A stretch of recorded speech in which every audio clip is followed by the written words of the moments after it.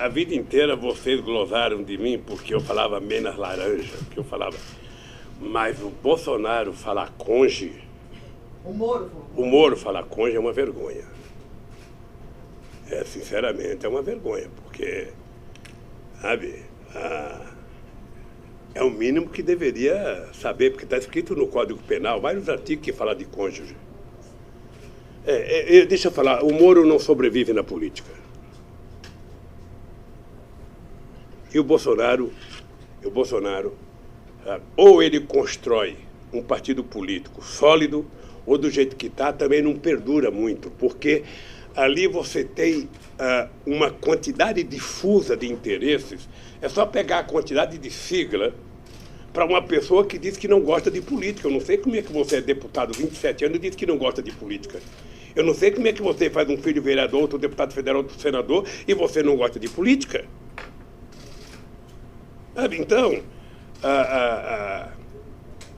ele vai ter que ter muita capacidade de articulação, muita vontade, vai ter que gostar muito de política para poder dar certo.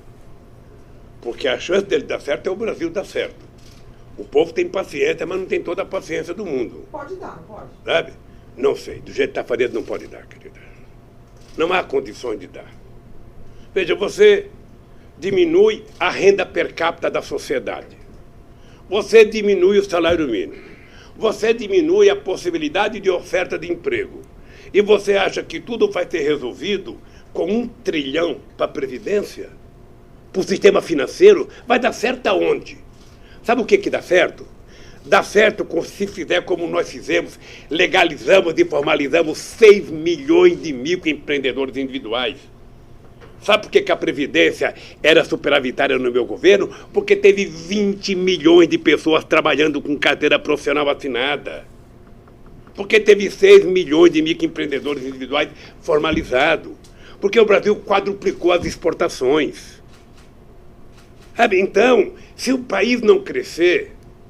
Você está lembrada que eu criei uma coisa chamada Primeiro Emprego? Foi uma farsa aquilo, coitado, uma loucura que eu achava que fazendo uma lei, criando o primeiro emprego e pedindo para os empresários que eu ia pagar R$200, que gera emprego. Nem o empresário gera emprego porque eu estou dando R$200 para ele. O que vai gerar o emprego é quando eu fiz os puxadinhos da Caixa Econômica Federal, que eu fiz financiamento para construir um puxadinho. Aconteceram no mesmo ano 10 fábricas novas de cimento no Brasil. Então, quando você faz a economia, o povo come um pãozinho a mais, toma um cafezinho a mais, toma uma cervejinha a mais, ganha R$1 a mais, compra um chinelo a mais, aí você começa a gerar emprego no país. Você começa a gerar emprego no país. Agora você, do jeito que eles estão fazendo, inclusive brigando com os nossos maiores parceiros comerciais, sabe, desprezando a América do Sul, desprezando... O nosso comércio com a Argentina é maior do que com todos os países da Europa. Como é que você vai desprezar o nosso comércio com a Argentina, o Mercosul? Esse cara não entende de nada. Mas também o ministro que ele tem das Relações Exteriores, sabe, aquilo foi encomendado... Saudade do Silveirinha no tempo do Geisel, que teve a coragem de reconhecer Angola. Sabe, esse cidadão que está aí, sinceramente, o Celso Amorim deve essa para nós. Como é que deixou um cara desse na carreira do Itamaraty? Presidente, só para retomar, e os militares, presidente, que eu perguntei de Moro, Bolsonaro... Sabe uma coisa que eu tenho vontade? Quando eu sair daqui, eu quero conversar com os militares. Eu tenho vontade de perguntar para o chefe da Marinha, para o chefe da Aeronáutica, para o chefe do Exército, qual o presidente da República que fez mais coisa para eles do que eu fiz. Eu quero perguntar para ele qual é a razão do ódio que eles têm do PT. Quando eu cheguei na presidência em 2003, Mônica, soldado brasileiro saía 11 horas porque não tinha dinheiro para almoçar. Não ganhava salário mínimo recruta. Eu, além de pagar o salário mínimo, além de dar almoço para eles, ainda criei o soldado cidadão para dar curso de formação. Pergunta para o general Ezo o que era o batalhão de engenharia do Exército Brasileiro. As máquinas estavam todas quebradas. Não tinha nem caminhão. Pergunta para eles o que eu fiz. Deixei eles mais poderosos que uma empreiteira dessa. Pergunta para a aeronáutica o que era a aeronáutica quando eu cheguei na presidência. O avião do presidente era chamado de sucatão. Você ia viajar para a Europa, quando você parava em Cabo Verde, ali nas Ilhas Canárias, ali, na Ilha do Sal, tinha 18 mecânicos dentro do avião para catar parafuso que caía no aeroporto. Sabe? Mas só Então, saber se o senhor acha que eles mas eu vou chegar. Eu vou chegar lá, mas é que eu tenho que falar alguma coisa, porque... Não, claro. Então deixa eu lhe falar. Então eu quero perguntar para a aeronáutica, tinha um avião que eu emprestava para levar a autoridade em casa, quando eu levantava voo em Brasília, pegava fogo no avião. Tinha que descer rapidamente, porque senão explodia. O Celso Amorim perdeu uma pasta, queimou dentro do avião. Era isso que ele tinha. Quando eu comprei o avião novo, é porque eu me respeito. Eu, se pudesse, ia de jegue para a Europa. Como eu não podia ir, eu tive a coragem de comprar um avião. Hoje eu me arrependo de não ter comprado um Airbus 140. Fui comprar logo um menor. Eu comprado um grandão. Sabe? Pois bem, peguei acho que 15 ou 20 aviões da Rio Sul, que não pagou o BNDES, foi dado para a aeronáutica. Deixar a aeronáutica com cara de força aérea. É só perguntar. Pergunta para a Marinha. Eu fui visitar o Barão de Tefé, lá na base brasileira, na Antártica. Eu cheguei lá, um país grande não pode ter um navio de pesquisa daquele. Se o cara entrasse com a barriga, a bunda ficava para fora do lugar que tem que fazer pesquisa. Sabe? Nós autorizamos o almirante a comprar um navio decente. Caparaó, por exemplo, o governo não dava dinheiro para enriquecer urânio. Pergunta para ele quem foi que garantiu 30 milhões por mês para Caparaó funcionar. Então é o seguinte, eu não sou contra militar fazer política, não. Militar quer fazer política, sai do exército, vai para a reserva, sabe? Aliás, é importante lembrar que a política no Brasil começou com o Marechal Deodoro da Fonseca. Eles fazem política no Brasil, eles só não tiveram participação no poder decisivo no governo Fernando Henrique Cardoso e no meu governo. No restante, eles tiveram. E no da Dilma também. Vamos deixar para burocrata. Eu não posso falar porque eu também não conheço o Mourão. Eu não posso falar. Eu sou agradecido, por exemplo, de um gesto dele na morte do meu neto. Sabe? Ele foi um cara que disse, diferentemente do filho do Bolsonaro, que postou uma série de asneira no Twitter, ele foi um cara que deu uma declaração de que era uma questão humanitária eu ir visitar meu neto. Eu estou vendo a briga, eu vou acompanhando a briga. Ninguém nunca mais, Mônica, ninguém nunca mais, presta atenção, ninguém nunca mais vai ter nesse país uma dupla harmônica como Lula e Zé Alencar. Então eu posso te dizer, Mônica, esse povo é a minha motivação. Eu quero que você saia daqui e você retrate o seguinte: você não conversou com um cidadão alquebrado. Você conversou com um cidadão que tem todos os defeitos que um ser humano pode ter, mas tem uma coisa que eu não abro mão. Isso eu aprendi com a dona Lindu, que nasceu analfabeta e morreu analfabeta. Dignidade e caráter não tem shopping, não tem supermercado, e você não aprende na universidade. Isso é de berço. Isso eu tenho demais. E não abro mão disso. Esse é o meu patrimônio. Como é que o senhor está vendo o quadro e como é que vai ser o PT com a esquerda? O senhor soube, né? Eu imagino que o senhor sabia que estou vendo que o senhor está informado de tudo. O Cid Gomes e o Ciro tem aquele bordão, Lula tá preso, babaca. Vamos pegar o PT. O PT, apesar de algumas pessoas não gostarem do PT, o PT é um partido muito forte. Aliás, eu posso dizer que é o único partido efetivamente organizado em todos os estados brasileiros, com cabeça, tronco e membro. Você tem, sabe, o Ciro Gomes, que é uma figura importante no Brasil. Você tem o Flávio Dino, que é uma figura importante no Brasil. Você tem alguns governadores importantes do PT na Bahia, em Sergipe, no Ceará e a Fátima no Rio Grande do Norte. Você tem alguns governadores importantes do PSB. Você tem uma novidade política no Brasil que não teve um bom desempenho eleitoral, mas um menino que vai crescer muito, que é o companheiro Boulos. Sabe? Então, eu acho que... Haddad, o senhor não fala. Eu tenho o Haddad, porque eu falei do PT, eu não queria personalizar só no Haddad, mas eu tenho o Haddad, que é uma figura importante. O Haddad, embora não tenha saído vitorioso nas eleições, ele se notabilizou como uma figura muito importante.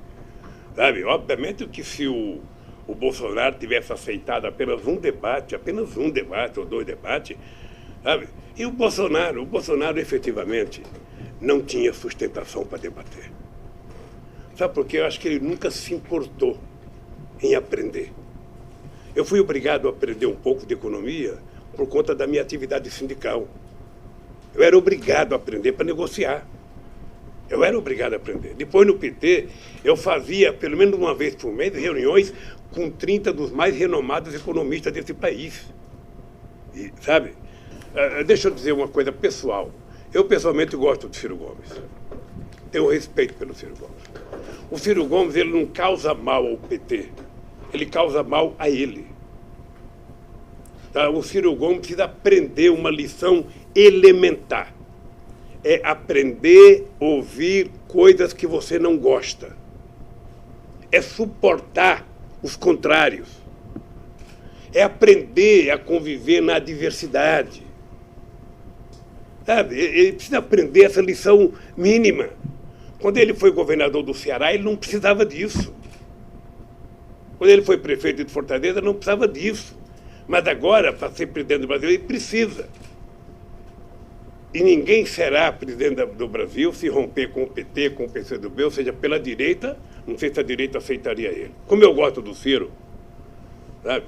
O dia que ele pedir para me visitar, eu vou aceitar que ele me visite aqui, sabe? Para ter uma conversa boa com ele. Porque eu gosto dele. Eu gosto do Flávio Dino, sabe? Não sei se a Marina tem um dia a propensão de votar para os setores de esquerda, porque a Marina acabou, né? Coitada. Ter 1% só no processo eleitoral, depois de ser quadra presidenta, é muito pouco. Eu não sei o que ela vai fazer.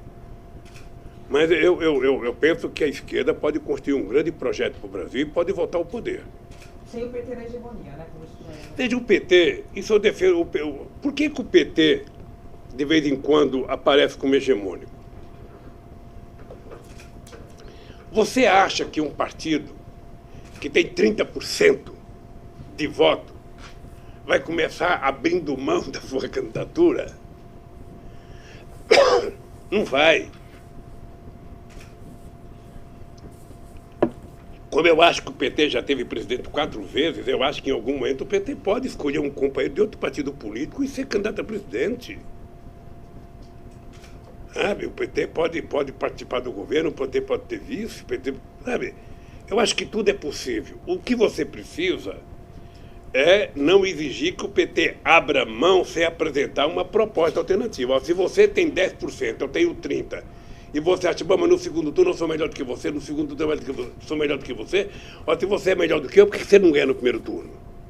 Eu lembro do Brizola em 89.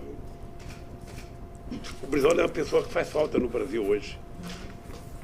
Sabe, eu lembrei do Ulisses Guimarães, o Brizola é uma pessoa, um arraio é uma pessoa que faz falta. Sabe os velhos da política que fazem falta? A sabedoria política, não tem mais isso. Fernando Henrique, não? O Fernando Henrique Cardoso é o seguinte, o Fernando Henrique Cardoso não tem jogado um papel que o nome dele deveria merecer. Ele fala muito sobre quase tudo desnecessariamente. Sabe, eu sinceramente acho que ele poderia ter um papel, sabe, de grandeza para quem já foi presidente da República, para quem foi chamado de príncipe da sociologia. Ele poderia ter um papel mais respeitoso com ele mesmo, não é comigo. O problema do Fernando Henrique Cardoso é que ele nunca aceitou o meu sucesso. Ele me adorava no fracasso. Tá? Quando eu fui eleito, que ele falou, bom, o Lulinha só vai durar 4 anos, e aí eu vou voltar com pompa e tudo, sabe? Ele me tratava bem. Sabe? Eu chego a dizer que eu achava que ele queria que eu ganhasse ao invés do Serra. É porque ele fala, o Lula vai ganhar, um coitado metalúrgico, não vai conseguir fazer nada, eu vou votar 4 anos depois, cheio de moral. O Serra, se ganhar, vai me ferrar. Então, prefiro... Não deu certo. Porque quem deu certo não fui eu. Quem deu certo foi a paciência e a competência do povo brasileiro, que me ajudou, que acreditou. Você está lembrado quantas vezes eu dizia, olha, meu governo vai ser medido por 4 anos. Não adianta cobrar de mim agora. Isso aqui é que nem um pezinho de jabuticaba. Você planta, se ele não for enxertado, ele demora 15 anos para dar. Se ele for enxertado, vai dar no primeiro ano. Mas você tem que jogar água, tem que ter sol. O governo é isso. E eu tinha muito medo de não dar certo. Vocês estão lembrados que eu dizia, eu não posso dar errado. Eu tinha muito medo do Wałęsa na Polônia. Eu olhava para o Wałęsa, o fracasso do Wałęsa, ser presidente da República, sabe, depois do estaleiro de Gdansk, e na reeleição ter 0,5% dos votos. Eu falei, Deus me livre, eu não quero ser isso. E graças a Deus, o povo brasileiro, sabe, me fez. Até hoje eu tenho muito orgulho de ser considerado o melhor presidente da história do Brasil. Carrego isso com muito orgulho. Ninguém vai tirar isso do povo brasileiro. Ninguém. E quem quiser ganhar de mim, que faça mais. Não é me xingar. Mas já ganharam do senhor. Sabe? Hein? Ganharam agora do senhor. De mim não concorri. Ele não concorreu. Bom, presidente... Se eu tivesse concorrido, eu certamente ganharia as eleições. O senhor pensa em concorrer, presidente? Vamos não imaginar, o senhor está preso, não pode concorrer durante muitos anos. A Folha de São Paulo escreveu que eu só vou ser candidato em 2039. Mas o senhor seria candidato? Deixa eu te contar. Eu sou um homem muito... Eu sou sou um homem de muita crença. Eu vejo os cientistas falar que o homem que vai viver 120 anos já nasceu. E por que não sou eu? Então, deixa eu lhe falar concretamente falando. Veja, eu acho que a Igreja Católica ensinou o seguinte, olha, com 75 anos o bispo se aposenta, sabe, que é melhor dar lugar para o novo. Eu acho que vai surgir muita gente boa nesse país e eu me contentarei em apoiar qualquer pessoa daqui para frente para ser candidato a presidente da República. Agora, eu estou vendo nos Estados Unidos um monte de gente com 78, 79 querendo ser candidato. E isso começa a muriçar, começa a me dar um chamugão aqui no pé, uma coceira. Eu falo, quem sabe eu ainda posso voltar, com uma bengalinha na mão. Aí, como é que fala a música do velhinho? Bota o velhinho na parede, o velhinho está de volta, quem sabe? Mas se depender de mim, eu vou trabalhar para ter alguém mais novo, alguém com mais energia. Presidente, o seu ex-ministro Palocci virou agora delator. Ele disse, inclusive, que havia uma conta no exterior no nome do Joesley, onde era depositado dinheiro para o PT. Ele disse também que as duas campanhas da Dilma para a presidência custaram 1,4 bilhões de reais, mas que não foi declarado à Justiça Eleitoral.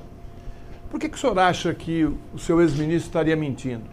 Olha, bom, primeiro, se ele disse que o Joesley tem uma conta no exterior, eu acho que o Joesley deve ter conta no exterior em vários países, porque ele tem fábrica em vários países.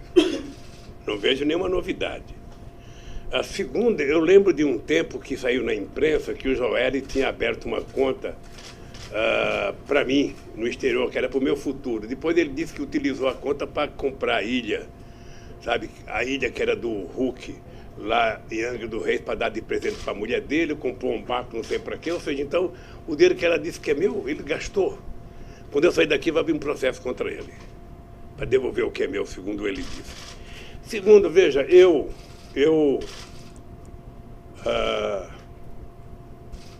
era um cara que tinha profundo respeito pelo Palocci. O Palocci era uma pessoa que, se não tivesse feito bobagem, poderia ter crescido na política brasileira. Eu comecei a perder a confiança no Palocci com aquela história do caseiro no primeiro mandato. Vocês estão lembrados que o Palocci saiu do governo em março de 2006. Eu vinha para o Paraná, que eu tinha uma atividade aqui no estado do Paraná, e eu tinha lido a imprensa, liguei para o Palocci, falei, Palocci, eu estou indo ao Paraná, eu vou voltar às 3 horas da tarde, se você não tiver resolvido o problema do caseiro, você não está mais no governo. E ainda falei com ele, Palocci, não é possível o ministro da Fazenda ganhar de um caseiro. Então, ou você explica, é o do caseiro ou cai fora. Quando eu voltei de trás, liguei para ele, ele não tinha explicação, porque é o seguinte, eu comecei a achar que o Palocci não dizia a verdade porque ele nunca teve coragem de me dizer se ele ia ou não ia na casa. Ora, se ele mentisse para a Polícia Federal, se ele mentisse para o PMDB, para o Senado, era um problema dele. Mas para mim, que era o presidente dele, ele nunca me disse. E, aliás, dizia que não sabia andar de carro em Brasília. E entre o Palocci dizer que não ia na casa e o Caseiro dizer que ele foi, eu acreditava no Caseiro. Então por que ele foi coordenador da campanha da Dilma? É outra história. É outra história. Tá? É outra história. Eu estou dizendo que ele saiu porque não respondeu para mim a questão do Caseiro. Ele foi eleito deputado federal, sabe? Depois, na campanha da Dilma, foi colocado 3 pessoas na coordenação. Ele, Zé Eduardo Cardoso e Zé Eduardo Dutra. Tá lembrado? O presidente do PT, o secretário-geral do PT, e o Palocci, que era remanescente da minha vitória, e deputado federal, que não ia concorrer mais. Tá? Ele foi coordenador da campanha, junto com o Zé Eduardo Cardoso, junto com o Zé Eduardo Dutra e com o João Santana. Sabe? Certamente a Dilma admirava o trabalho dos 3, porque fizeram ela ganhar as eleições. Desde os anos 70, que tem no Brasil uma disputa entre o cara que foi preso e denunciou o companheiro que era traidor e o que não denunciou que era herói, sempre teve isso. Eu nunca tratei assim. Eu acho que o ser humano ele tem um limite de suportar do ponto de vista psicológico, do ponto de vista da dor que ele recebe. Eu tenho pena do Palocci. Porque um homem da qualidade política do Palocci não tinha o direito de jogar a vida fora como ele jogou. Tenho um profundo respeito pela mãe do Palocci, que é fundadora do PT, que carrega barro até hoje pelo PT lá em Ribeirão Preto. Mas, lamentavelmente, eu tenho pena do Palocci. Ele não merecia fazer com ele o que ele está falando. Eu recebi muitas mensagens durante esses 7 meses que eu e a Mônica ficamos aguardando para fazer essa entrevista. E as pessoas que me escreveram, a grande maioria, quer um posicionamento do senhor de otimismo. Ou seja, elas estão precisando de injeção de otimismo.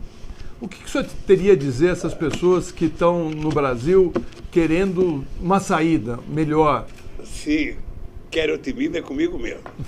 As pessoas têm que acreditar que depende de nós, depende de cada um. Não adianta ficar xingando o Bolsonaro e achando que ele vai fazer. Ele não vai fazer. Quem coloca os ministros da educação que ele colocou não gosta de educação. Quem coloca o cara do meio ambiente que ele colocou não gosta do meio ambiente. Então, ao invés de ficar esperando, quem coloca o Guedes na economia não gosta do povo. Ao invés de ficar esperando que o Bolsonaro resolva o nosso problema, nós temos que, enquanto sociedade civil organizada, começar a se mexer, começar a lutar, começar a brigar pelos nossos interesses, cobrar o Congresso Nacional, fazer pressão. Você acha que nós vamos evitar a aprovação da Previdência Social como eles querem, fazendo uma manifestação na Paulista? Não. A manifestação tem que ser na cidade do deputado federal, tem que ser na porta da casa dele, na rua dele. Senão, como é que o Bolsonaro trabalha? Robô mandando zap para senador, robô mandando zap para deputado, robô mandando zap para um monte de gente. A loucura. Eu votei em tal coisa porque recebi muito zap, eu recebi... Sabe? Nós temos que brigar. Então, o meu otimismo é esse. Eu nunca dependi de nada. Nunca dependi de favor, nunca fiquei esperando. Nós temos que dizer, construir a nossa proposta e ir para a rua para tentar construí-la. Via Congresso Nacional, via pressão em cima do governo, é uma disputa. É uma disputa. Nós estamos vendo na Inglaterra agora os caras se manifestando em defesa. Ontem eu vi um velhinho de 89 anos no meio fazendo manifestação na frente de um banco pela preservação ambiental. Sabe, eu vejo os coletes verdes na França, agora não sabe nem porque estão brigando mais, mas estão brigando, porra, todo dia. E no Brasil, nós temos que fazer isso. Nós temos que fazer isso, gente. Estão tirando os nossos direitos. Veja a diferença. Antigamente, você tinha os europeus perdendo direito. Perderam muito direito os europeus. E o Brasil ganhando direito. Nós nem chegamos aos direitos que eles chegaram e já perdemos. Porque eles estão desmontando tudo que nós conquistamos. Desmontando, simplesmente destruindo. Quando eles falam de reforma política, na verdade, eles são demolidores, sabe, destruidores, sabe, do futuro dos nossos velhinhos. Essa gente pode acreditar, por causa... Também eu nunca vi, viu, Florestan e Mônica, eu nunca vi unanimidade. Nunca vi unanimidade no meio de comunicação favorável à reforma. Eu assisto muito debate. Não tem um cara contrário que vai num debate. É só gente favorável. É impressionante. Se eu fosse um jornalista da Globo, eu dizia, é impressionante como só tem gente a favor. Voltamos a ter o pensamento único, favorável à reforma. Discute, gente, é o povo. Esse Guedes daqui a pouco vai embora. Esse Guedes, na hora que ele cair, ele vai morar nos Estados Unidos, ninguém vai nem lembrar dele. Mas quem vai ficar com a vida desgraçada são mulheres e homens que trabalharam a vida inteira nesse país. Então a hora de lutar é agora. Como é que o cara manda um projeto para a comissão aprovar a admissibilidade e não mostra o que é? Ah, não posso mostrar, é segredo. Gente do céu, você está tratando com os interesses de milhões e milhões e milhões de homens e mulheres. Você não está tratando com o interesse de banqueiro. Todo esse sacrifício do povo brasileiro para favorecer o Santander, para favorecer o Itaú, para favorecer o Bradesco. Que palhaçada é essa com o nosso país? Então o povo tem que saber o seguinte, o otimismo está dentro de nós. Tá? A gente tem que saber que o mandato é de 4 anos, a gente tem que saber que esse cara ganhou as eleições, a gente gosta ou não gosta, sabe? A gente tem que saber que ele pode imprimir o jeito dele governar, cabe a gente aceitar ou não. Se a gente não aceita, tem que lutar. Presidente. Tem que ir para a rua, tem que dizer para o povo, tem que brigar, sabe? É assim que a gente faz política. Achar que o Bolsonaro vai fazer o que você quer, esqueça.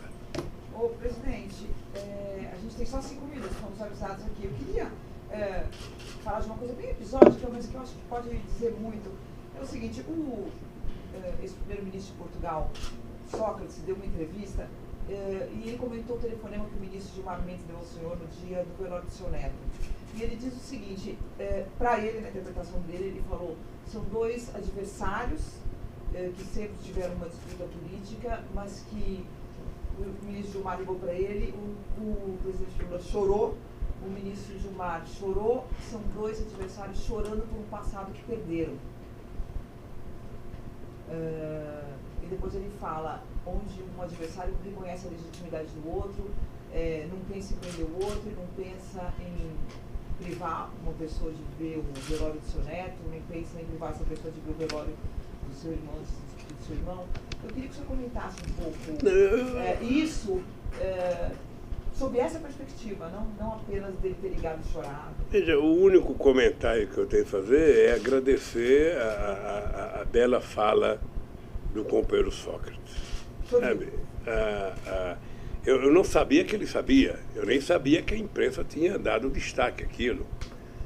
Sabe? Eu nem sabia se o Gilmar tinha pedido para divulgar, alguém que divulgou. Eu recebi um telefonema dizendo, olha, o ministro Gilmar quer falar com você. Ele tinha ligado também quando a Marisa morreu. A Marisa era amiga da mulher dele. Sabe? Então, eu acho que é um gesto humanitário, um gesto, eu atendi. Eu estava realmente chorando, sabe? Eu vi o Sócrates dizer que ele chorou, ou seja, eu não ouvi porque foi uma conversa muito rápida também, sabe? Mas eu sou agradecido ao Tasso Gereissati, que mandou um telegrama, sabe? Me dizendo palavras carinhosas sobre a morte do meu filho, dizendo eu também sou avô. Então, sabe, eu acho que, graças a Deus, a internet ainda não acabou com um pouco de humanismo que existe dentro de nós. Sabe?